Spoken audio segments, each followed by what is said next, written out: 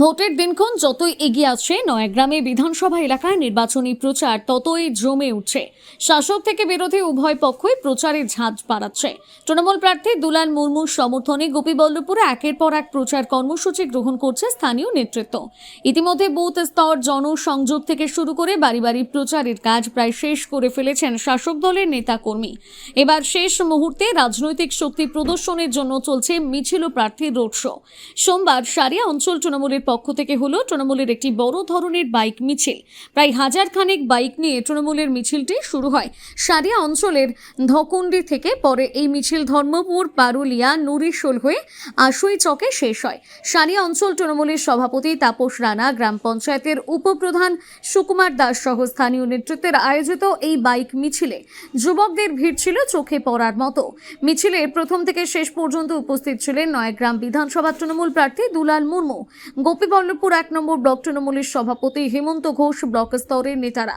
তৃণমূল সূত্রে খবর, নয়াগ্রাম বিধানসভা তৃণমূল প্রার্থী দুলাল মুর্মুর চতুর্থবারের জয় নিশ্চিত করতে ইতিমধ্যে সাংগঠনিক সমস্ত কাজকর্ম প্রায় শেষ হয়েছে। ভোটকে সামনে রেখে বাকি কটা দিন ছোট বড় কর্মসূচির মাধ্যমে চলবে প্রচার কর্মসূচি।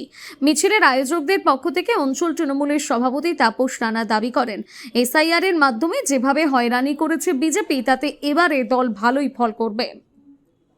দল তৃণমূল কংগ্রেসের নয়াগ্রাম বিধানসভার আমাদের মমতা ব্যানার্জির মনোনীত, অভিষেক ব্যানার্জির মনোনীত যিনি প্রার্থী দুলাল মুর্মুর সমর্থনে আজকে আমাদের বাইক র্যালি, নির্বাচনী প্রচার, এটা সম্মিলিতভাবে হয়েছে।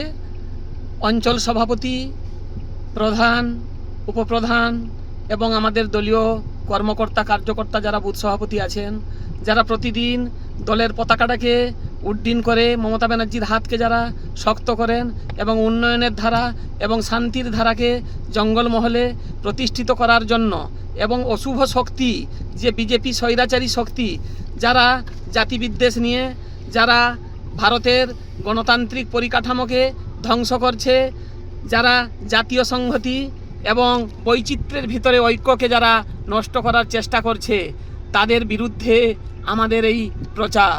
মমতা ব্যানার্জির হাতকে শক্ত করার জন্য এবং পশ্চিমবাংলার যে গণতন্ত্র সেটাকে প্রতিষ্ঠিত করার জন্য, উন্নয়নের ধারাকে অব্যাহত করার জন্য, জঙ্গলমহলে শান্তি সম্প্রীতির যে বাতাবরণ তৈরি করার জন্য, মমতা ব্যানার্জির হাতকে শক্ত করার জন্য আমাদের এই প্রচার। এবং এই প্রচারে দুলাল মুর্মু বিপুল ভোটে নয়াগ্রাম বিধানসভায় জয়ী হবেন।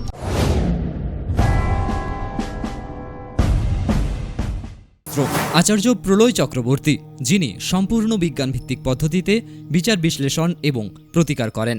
পদ্ধতিগুলি হল গোষ্ঠী বিচার, সংখ্যাতত্ত্ব, বাস্তুবিচার, হোরারি, আধুনিক ট্যারট কার্ড, হস্তরেখা ও ফেংশুই। পৌরোহিত্য বিশারদ, কম্পিউটারাইজড গোষ্ঠী তৈরি করেন।